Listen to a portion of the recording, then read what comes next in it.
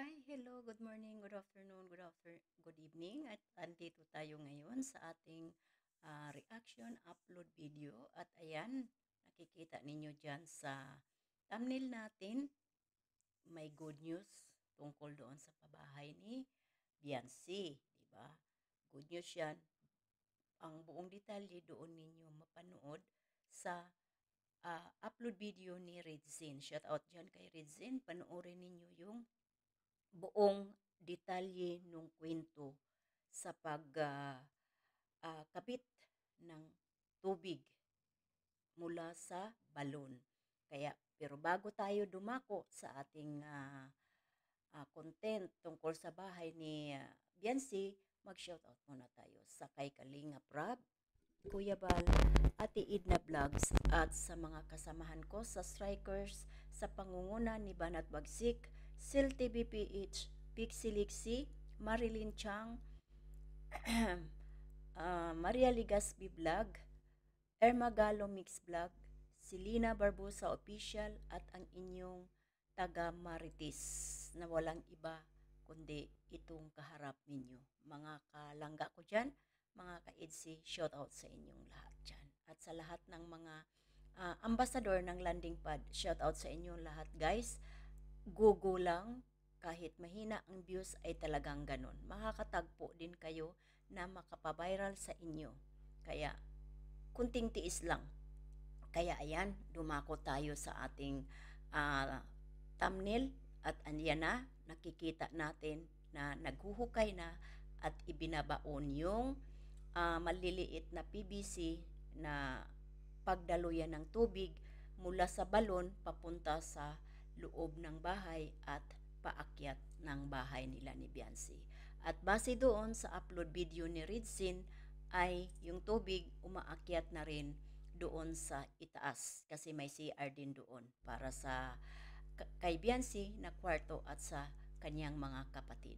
Kaya good news ito para sa atin mga ka-EDSI at sa lahat ng mga kalingap, solid organic viewers, followers at ayan, andyan na ang ating pinakaabangan, ang cutting ribbon.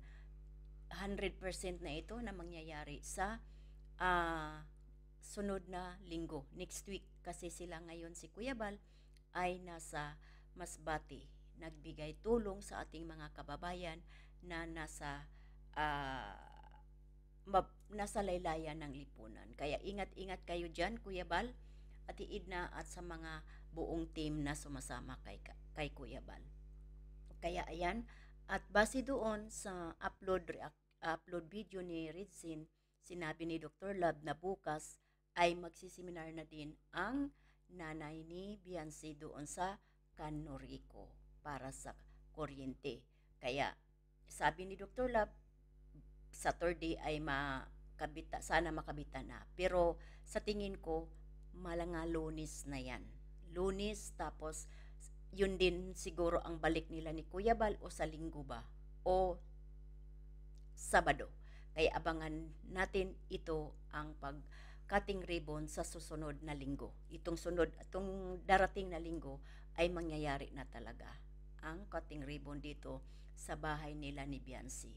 At nakita naman natin na subaybayan natin kung saan sila nakatira ni Biancy at ngayon andyan na sa dalawang palapag na bahay. Ito yung pinakamagandang pabahay ni Kalinga Prab sa tulong din ng mga tahimik na mga sponsor at mga mababait. Tahimik lang sila na tumutulong, walang ingay, hindi sila nagpatalbugan, yun ang pinaka maganda na hinahangaan ko na nag-i-sponsor na tahimik lang.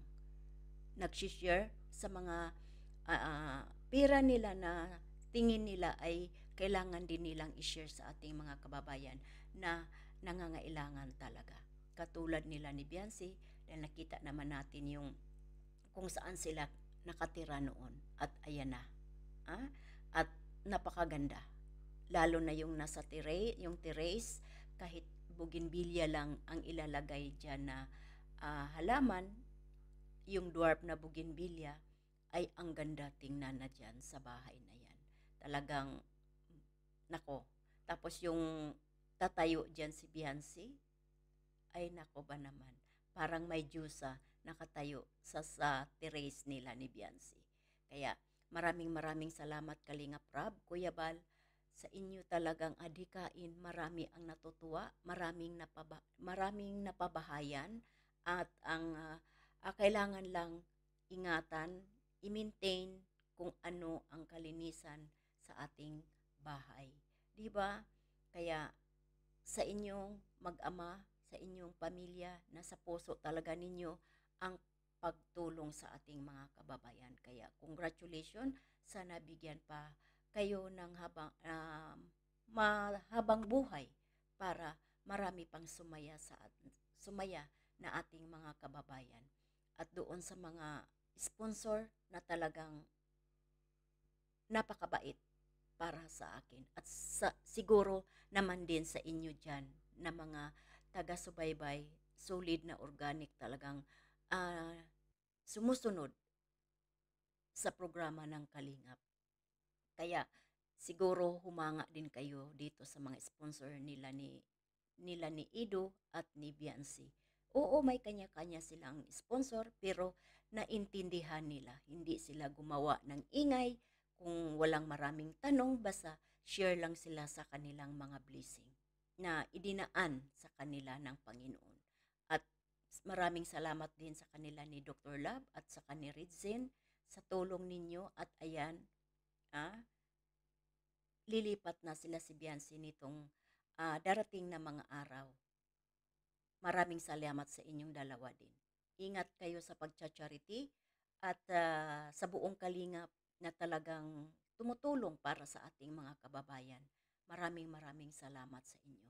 Kaya ayan, talagang andyan na. Good news na talaga ito at magkatubig na ang bahay ni Biancy. Di ba? Ito yung maraming nag-aabang. Di ba? Mayroong nagpupunta na dyan, ikaso hindi nga natuloy. Sana matuloy na ito at sana babalik pa rin yung mga supporters ng Beyonce at ITZY. Di ba? Kaya, ayan, hindi na natin pahabain. Maraming maraming salamat talaga sa inyo, mag-ama, Kalingap Rap, Kuya Bal, Ate Idna, at sa mga mababait na mga sponsor na talagang walang ingay, tulong lang, naintindihan ang protocol sa Kalingap at hindi talaga gumawa ng alingas-ngas, 'di ba? Kaya plus yung ano pa, yung furniture ng bahay ni Biancy, makikita natin na talagang matibay. Kaya maraming maraming salamat talaga sa inyo. Kaya hanggang dito na lang tayo. Ingat and God bless sa ating lahat. Abangan natin ang cutting ribbon nito sa pagbalik nila ni Kuya Bal galing sa Masbate. Ayan, bye-bye and God bless sa